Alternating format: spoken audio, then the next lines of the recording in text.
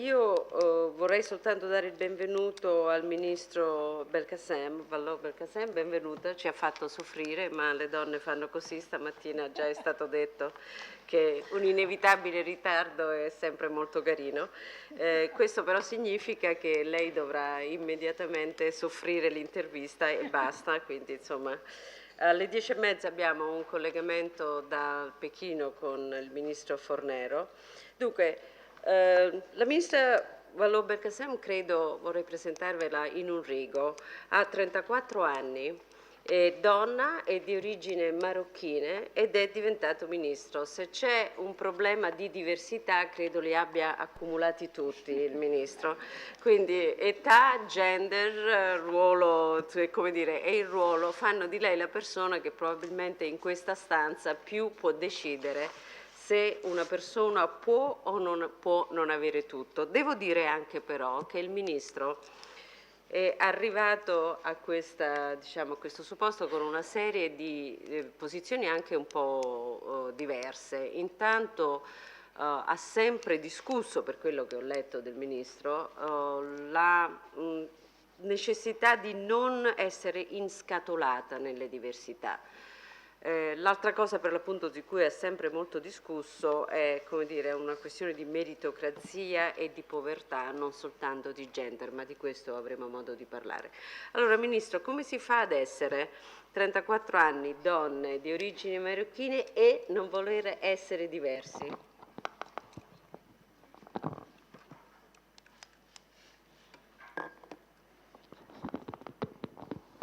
Buongiorno à toutes et tutti. Désolée, mais je n'arriverai pas à continuer en italien. J'aurais adoré. D'abord, merci beaucoup aux organisateurs de la conférence pour cette invitation, au ministre des Affaires étrangères, Monsieur Terzi di Santagata, à Madame Dassou, vraiment, et puis à Madame Fornero, je crois qu'elle va intervenir par vidéo. Bravo pour cette initiative. Je crois que toutes les occasions sont bonnes pour parler de la présence des femmes au poste de responsabilité et que cette question compte parmi les priorités du gouvernement français auquel j'appartiens. D'évidence, on y reviendra tout à l'heure. Et puis, enfin, un dernier mot d'introduction pour vous dire que je suis très heureuse de pouvoir échanger avec vous, particulièrement, dont je sais le rôle ces dernières années dans ce pays, et notamment à la tête de la RAI. Et donc, je vais essayer de répondre le plus clairement possible à vos questions, mais je sais que de toute façon, vous saurez me faire revenir si j'étais trop floue. Donc, qu'est-ce que ça fait d'être femme aujourd'hui, jeune et issue de l'immigration dans un gouvernement français? D'abord, j'ai envie de vous dire, ce gouvernement, vous l'aurez noté, frappe par sa parité parfaite. C'est la première fois que ça arrive dans l'histoire. Nous avons un gouvernement de 38 personnes, dont exactement la moitié sont des femmes qui représentent des parcours très différents, des âges très différents, des sociologies très différentes. Il y a eu une volonté de la part de François Hollande et du Premier ministre Jean-Marc Ayrault d'avoir un gouvernement, au fond, aux couleurs de la France, un gouvernement normal, puisque vous savez qu'en France, le maître mot en ce moment, c'est la normalité. Donc un gouvernement qui ressemble à ce qu'est la société française aujourd'hui. Et s'agissant de la question des origines, par exemple, très franchement, moi j'en viens à l'oublier, parce que je ne suis pas la seule dans le gouvernement à être d'origine étrangère, et que contrairement à ce qui s'est fait, notamment avec l'ancien gouvernement où vous aviez comme des porte-drapeaux de la diversité qui étaient mis en avant parmi les membres du gouvernement. Aujourd'hui, c'est un élément qui est noyé parce qu'il doit y avoir 5 ou 6 personnes qui appartiennent à cette diversité-là. Et donc, j'ai l'impression d'être une parmi les autres. Et puis, j'ai l'impression, surtout au vu des fonctions qui m'ont été confiées, ministre des droits des femmes, porte-parole du gouvernement, de ne pas être en permanence cantonnée, ramenée à ce rôle de femme issue de la diversité. J'ai une mission très très intéressante, puisque le droit des femmes, au fond, c'était un ministère qui avait disparu depuis 26 ans en France, en tant que tel, c'est-à-dire un ministère de plein exercice. On a eu ces dernières années, bien sûr, des femmes qui ont eu cette responsabilité, mais noyées parmi d'autres dans leur délégation. Mais un ministère de plein exercice sur le droit des femmes n'avait pas existé depuis Yvette Roudy, c'était en 86. Et on voit bien que depuis ces années-là, eh bien, les droits des femmes ont connu une certaine régression en France, souvent sournoise, insidieuse. Par exemple, dans l'égalité professionnelle, dans le monde du travail, malgré une dizaine de lois adoptées depuis 40 ans, on voit que les écarts de rémunération entre les hommes et les femmes aujourd'hui sont en moyenne de 26%. Par exemple, dans la liberté des femmes, le droit des femmes à disposer de leur corps, on voit qu'en 10 ans, eh bien, il y a de plus en plus de centres d'accueil pour IVG, pour avortement, qui ont fermé en France, rendant la tâche très compliquée aux femmes qui souhaitent accéder à ce service. Ou encore, sur un troisième exemple, sur la question de la parité dans les responsabilités politiques, malgré l'adoption d'une loi en 2000 sur la parité aux élections, on voit qu'au sein du Parlement, les femmes sont toujours sous-représentées. Alors cette fois-ci, on a eu nos élections au mois de juin dernier, on a fait un bond énorme par rapport à l'habitude, mais on est à 26% de femmes au Parlement. C'est voilà, pas tout à fait satisfaisant. Donc on voit bien que le fait de n'avoir pas eu de ministère en charge de ces sujets-là spécifiquement pendant 26 ans a fait reculer ces sujets, puisqu'on est précisément dans un domaine où quand on n'avance pas, on recule, on ne fait pas du surplace. Lei ha raccontato una volta che, continuiamo in italiano-francese, sembra più carino. Dunque, lei ha raccontato una volta, parlando di una Francia normale, che non è normale, che durante un pranzo dato a casa sua, è andata ad aprire la porta lei, ha aperto la porta, ha detto buonasera al suo ospite e questo signore le ha consegnato il cappotto e ha detto dov'è la padrona di casa? Intanto, voglio dire, mi è sembrato molto spiritoso e coraggioso da parte sua dire questo, però perché ricordo questa storia? Perché mi sembra che, come poi lei ha detto adesso, insomma, no, sotto sotto poi la Francia ha grandi tensioni comunque non paritarie, comunque razziste, insomma. Ecco, mi sembra che l'operazione fatta da Hollande, il 50% di donne e il 20% di minority nel governo, sia però per ora una intenzione, una carta dei sogni, una volontà, o no? Non è ancora, come dire, non è la rappresentazione di una Francia quale è la rappresentazione di una Francia quale la vorreste.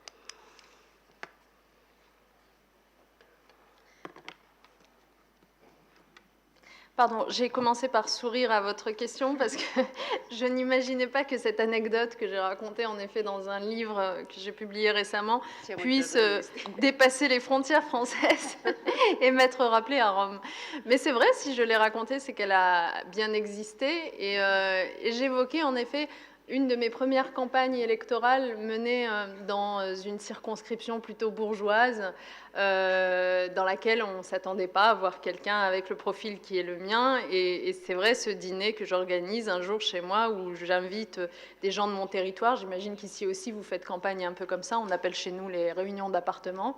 On appelle ça les réunions d'appartement. Et donc, j'invite des gens à venir dîner, et parmi eux, des inconnus. Et l'un d'entre eux, quand j'ouvre la porte, me tend son manteau, pensant naturellement que j'étais la bonne. Bon, je racontais pas cette histoire pour me victimiser ou pour dire à quel point j'avais souffert. Je la racontais plutôt avec une forme de philosophie sur le monde tel que je le vois et sur la société française, notamment dans un certain nombre de territoires. Des ghettos, au fond, vous en avez partout. Il y a les ghettos de pauvres, il y a les ghettos de riches. Et dans un certain nombre de territoires qui manquent de mixité sociale, eh bien, la société est engoncée dans des codes, des verrouillages internes qui font qu'elle ne voit pas le monde évoluer. Et donc là, ce qui se passait avec ce monsieur tout à fait charmant par ailleurs, c'est qu'il n'avait pas vu, le monde évoluer et qu'il ne lui avait pas semblé concevable qu'une jeune femme de moins de 30 ans à l'époque puisse prétendre incarner la représentation nationale. Et qu'au fond, plus sérieusement, c'est notre grand défi aujourd'hui que de casser ces constructions mentales. Et c'est amusant parce que là, on voit quel est le parallèle possible entre la question du racisme et puis la question du féminisme ou de l'égalité entre les sexes. Parce que c'est exactement dans les mêmes termes que se pose la question de l'égalité entre femmes et hommes. Il s'agit toujours de casser des stéréotypes, de casser des constructions mentales, de casser des clichés, et si possible de le faire dès le plus jeune âge. Parce qu'après, c'est très difficile de rattraper ce qui s'est construit dès le plus jeune âge. Et donc c'est pour ça que, s'agissant de l'égalité entre les sexes, moi j'insiste beaucoup pour travailler sur l'éducation, parce que je pense que c'est à l'âge de 4 ans, 5 ans, 6 ans, et évidemment quand on est au collège, à 12 ans, 13 ans, que ça prenne le respect entre les sexes, l'égalité entre les garçons et les filles, etc. etc. Et s'agissant du racisme, c'est extrêmement important de prôner toutes les politiques qui vont permettre de la mixité sociale et donc de la mixité aussi d'une certaine façon des origines au sein d'un même établissement scolaire. Donc toutes les expériences aujourd'hui qui consistent à sortir un petit peu les enfants de leur quartier d'origine, à ne pas les y reléguer, à faire en sorte de redonner des moyens aux écoles qui sont mises dans des quartiers en difficulté pour en faire des écoles d'excellence et y attirer, y compris des enfants vivant dans des quartiers plus aisés, mais qui viendront là attirés par la qualité de l'école. C'est un petit peu tout cela que tente à faire ce gouvernement. Ministro, devo continuare, so che la Farnesina non è esattamente il luogo più, diciamo, essendo il cuore della diplomazia, forse insomma, diciamo, bisogna fare alcune domande molto diplomaticamente, però io gliela faccio, insomma. Allora, c'è un cambio politico, insomma, no? E quanto il governo Sarkozy ha in qualche modo non aiutato, sono molto diplomatica, la questione delle donne e dell'integrazione degli stranieri, perché cioè, c'è poco da fare, la sua nomina e questo nuovo governo è un drastico cambiamento. Non abbiamo sentito però ancora, però è presto, diciamo, una valutazione di quello che è stato sbagliato su questi temi. Mi piacerebbe saperlo. Le dico anche un'altra cosa poco diplomatica nei suoi confronti. Il governo Sarkozy aveva avuto una donna più o meno della stessa origine, della stessa età, si chiamava Raghida Dati, e l'esperienza della Dati è fallita, tra l'altro donna simpaticissima, insomma, per esempio, sono convinta che molte persone le faranno questa comparizione. Il fallimento della Dati è stato un po' anche il fallimento di certe politiche. Ecco, mi piacerebbe un bilancio da parte sua di un passato.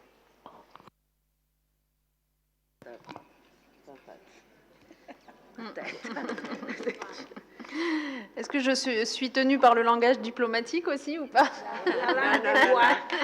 La langue de bois. Non, bon, commençons par ce qu'a fait de bien Nicolas Sarkozy sur ce sujet, parce qu'il a fait des choses bien.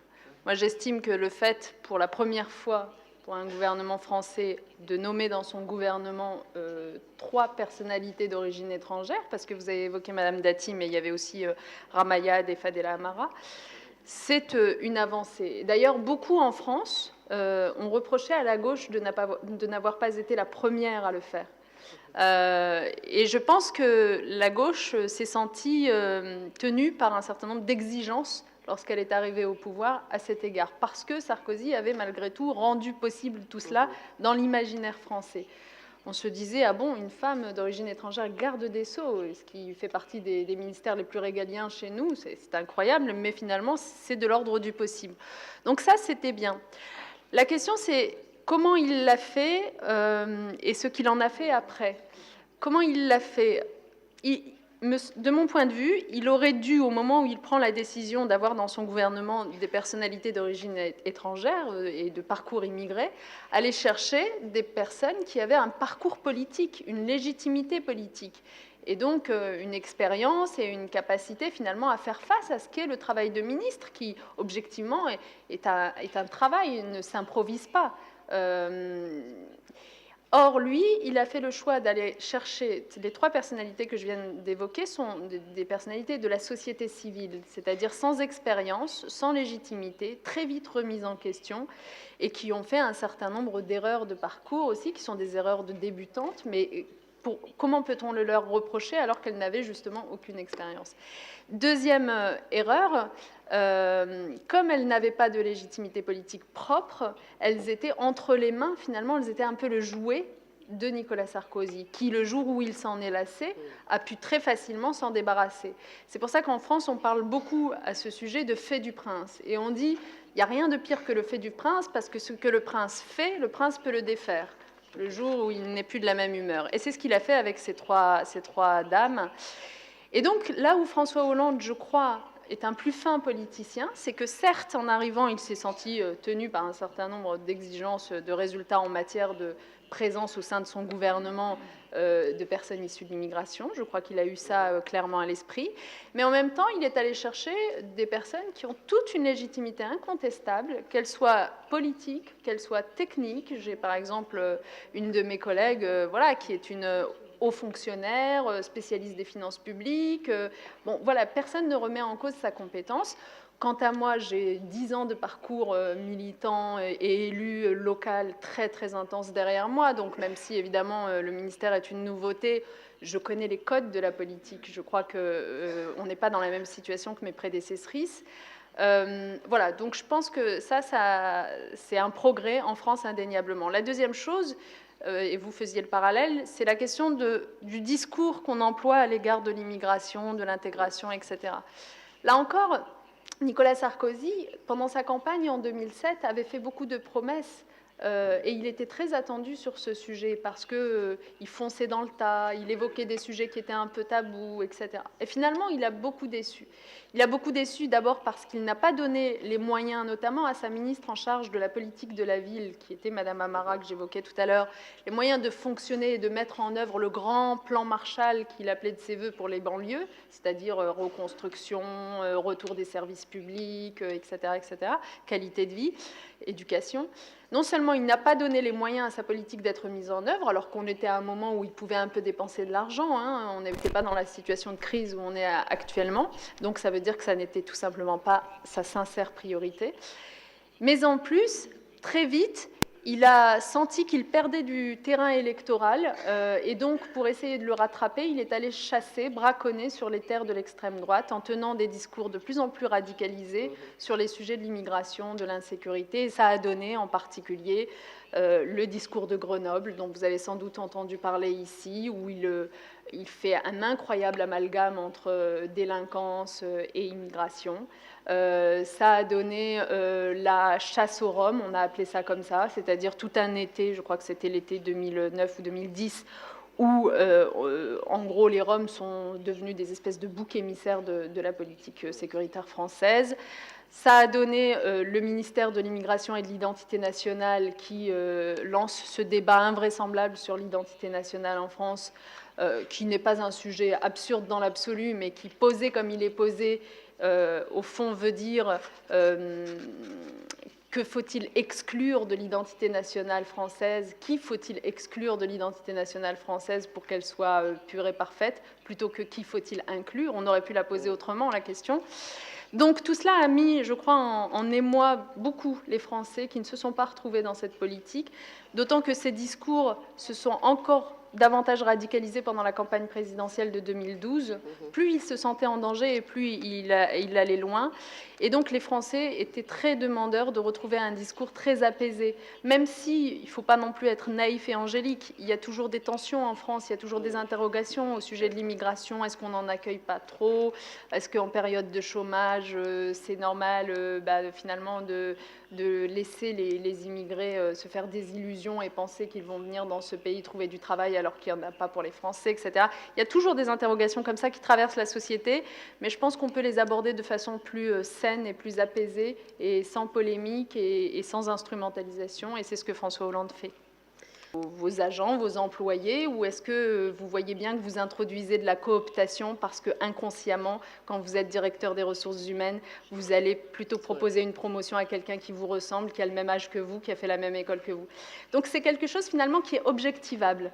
Objectivement, on peut avoir des indicateurs qui permettent de vérifier si l'égalité est bien respectée sur le territoire. Bene. Sì. Ok. Io mi trovo particolarmente in questo approccio dell'accesso, uguale accesso alle opportunità. Credo che dovremmo, Marta, fare un punto su questa cosa, perché questa è veramente poi una terza via nell'incredibile discussione che c'è sempre stata tra diritti e accesso.